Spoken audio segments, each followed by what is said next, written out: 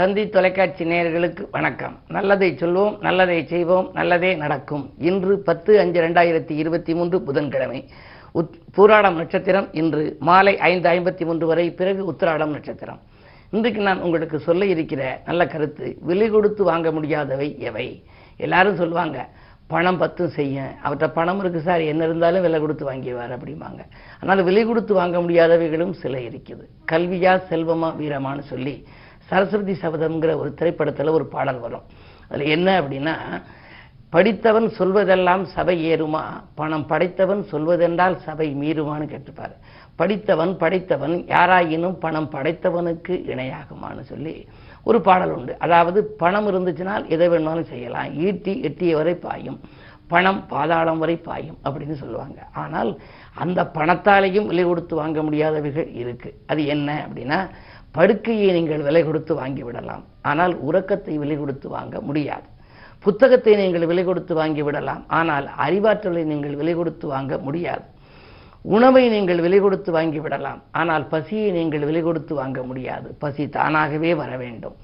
அதே போல கேளிக்கைகளை நீங்கள் விலை கொடுத்து வாங்கிவிடலாம், ஆனால் மகிழ்ச்சியை விலை கொடுத்து வாங்க முடியாது. சில பேர் திரைப்படத்துக்கு போவாங்க, கலை நிகழ்ச்சிக்கு போவாங்க, ஆனால் இங்கே பார்த்துக்கிட்டு இருப்பாங்களே தவிர கண் பார்வை அதில் இருக்கும் கலை நிகழ்ச்சியில். மனம் நாளைக்கு அங்கே போகணும், இங்கே போகணும், அதுக்காக பணம் தயார் பண்ணணும், இது கொடுக்கணும், இந்த சிந்தனையிலேயே இருக்கும்.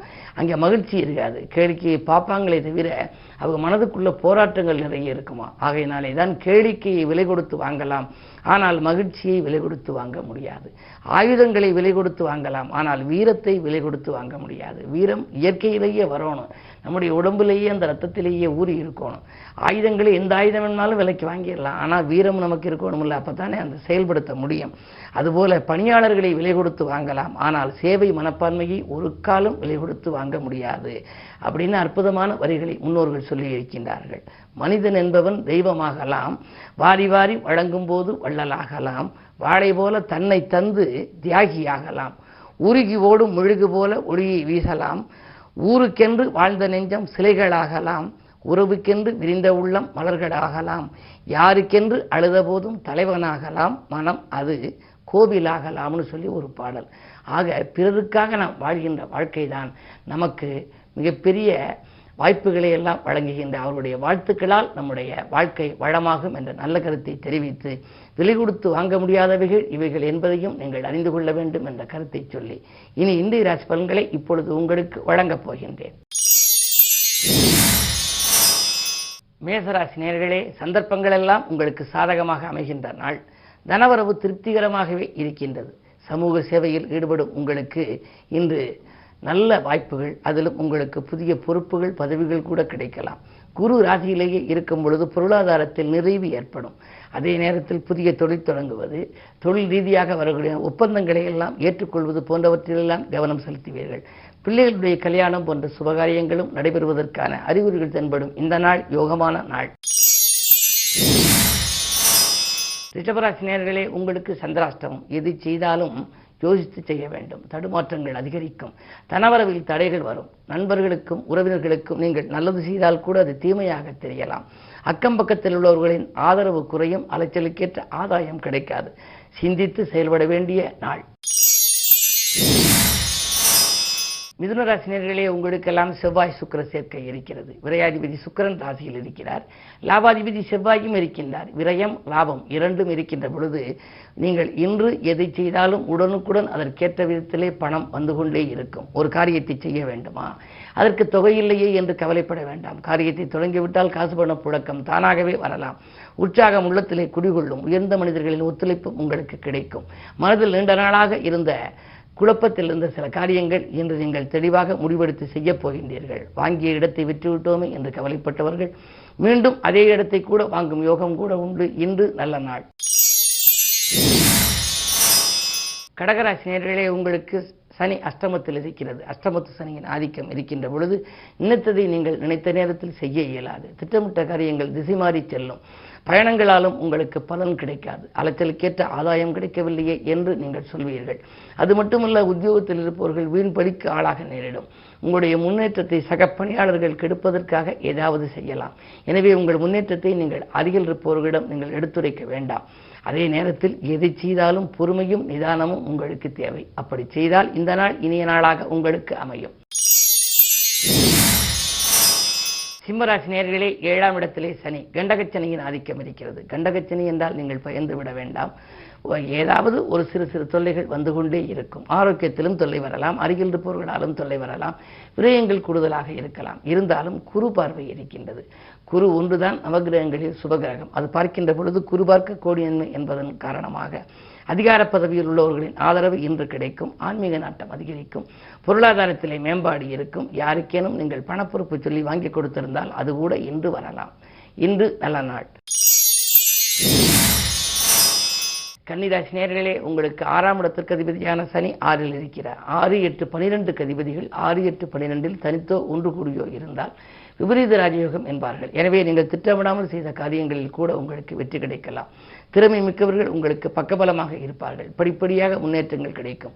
சமூகத்தில் பெரிய மனிதர்களின் சந்திப்பும் உங்களுக்கு நன்மைகளை கொடுக்கும். எதிர்பாராத அளவு பெரிய தனலாபங்கள் கூட வரலாம். இந்த நாள் உங்களுக்கு ஒரு நல்ல நாள் என்றாலும் 8ஆம் இடத்திலே 4 கிரகங்கள் இருப்பதால் பயணங்களை மட்டும் கொஞ்சம் எச்சரிக்கையாக இருப்பது நல்லது. துலாம் ராசி நேயர்களே, ஜென்மத்தில் கேது, 7இலே ராகு, சர்ப்பதோஷத்தின் பின்னணியில் இருக்கிறீர்கள். கனிவாக பேசித்தான் காரியங்களை சாதித்துக் கொள்ள வேண்டும். காற்றுள்ள போதே தூற்றிக்கொள் என்பதற்கேற்ப வாய்ப்புகள் வருகின்ற பொழுதே அதை நீங்கள் உபயோகப்படுத்திக் கொள்ளுங்கள். பெரிய மனிதர்களை பகித்துக் கொள்ள வேண்டாம். மனப்பாரம் உங்களுக்கு அதிகமாகவே இருக்கலாம். அது நடக்கவில்லையே, இது நடக்கவில்லையே என்றெல்லாம் கவலைப்படுவீர்கள். இரவில் படுத்தால் தூக்கம் வரவில்லையே, பிள்ளைகள் சொன்னது கேட்கவில்லையே என்றெல்லாம் நினைக்கலாம். எல்லாம் ஜென்மத்தில் கேது இருப்பதனால்தான். கேது மாறிய பின்னாலே உங்களுக்கு படிப்படியாக நல்ல வாழ்க்கை அமையும். இருந்தாலும் கூட இப்பொழுது நீங்கள் கேதுவுக்குரிய பிரீதிகளை செய்து கொள்வது நல்லது.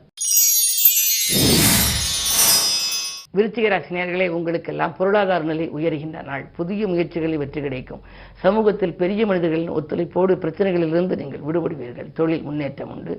உத்தியோகத்தில் இருப்பவர்களுக்கு உயர் பதவிகள் தானாகவே கிடைக்கலாம். தடைகள் எல்லாம் முறியடித்து நல்ல முன்னேற்றம் காணுகின்ற இந்த நாள் உங்களுக்கு மிக மிக இனிய நாள்.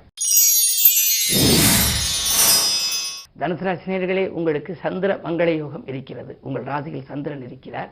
7இல் இருக்கும் செவ்வாய் பார்க்கின்றார். மங்கள யோகம் என்று சொன்னால் குடும்பத்திலே மங்கள நிகழ்ச்சி நடைபெற வேண்டும். அந்த அடிப்படையில் உங்களுக்கு திருமணமாகவில்லை என்றால் அதற்கான முயற்சிகளில் ஈடுபட்டால் அது கைகூடலாம்.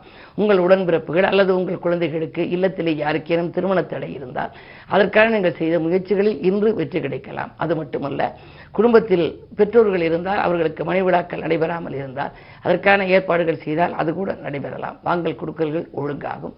வளர்ச்சி கூடும். திட்டமிட்ட காரியங்கள் திட்டமிட்டபடியே நடைபெறும். இந்த நாள் நல்ல நாள். மகர ராசி நேயர்களே, உங்களுக்கு எண்ணங்கள் எளிதில் நிறைவேறுகின்ற நாள்.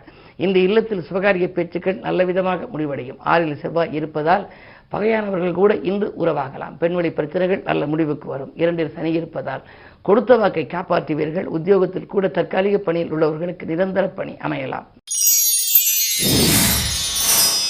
கும்பராசி நேயர்களே, ஜென்மச்சனியின் ஆதிக்கம் இருப்பதால் நீங்கள் சிறு சிறு பிரச்சனைகள் வந்தாலும் அதை சமாளித்து விடுவீர்கள். பக்கத்தில் உள்ளவர்கள் உங்களுக்கு பக்கபலமாக இருப்பார்கள். பணவரவு திருப்திகரமாகவே இருக்கின்றது. 3இலே குரு இருப்பதனாலே முன்னேற்ற பாதையில் அடியெடுத்து வைப்பதற்கு முக்கிய புள்ளிகள் உங்களுக்கு உதவியாக இருப்பார்கள். பெரிய மனிதர்கள் ஒத்துழைப்போடு பிரச்சனைகளிலிருந்து நீங்கள் விடுபடுவீர்கள். பண தேவைகள் உடனுக்குடன் பூர்த்தியாகும். இந்த நாள் மிக மிக மிக யோகமான நாள். மீனராசி நேயர்களே, உங்களுக்கு ராசிநாதன் குரு 2இல் இருக்கிறார். அவரோடு 6க்கு அதிபதி சூரியனும் இருக்கின்றார். 6ஆம் இடம் என்பது எதிர்ப்பு, வியாதி, கடன். எனவே எதிரிகளின் தொல்லை குறையும், கடன் சுமை குறையும். புதிய வேலைவாய்ப்புகள் வரலாம்.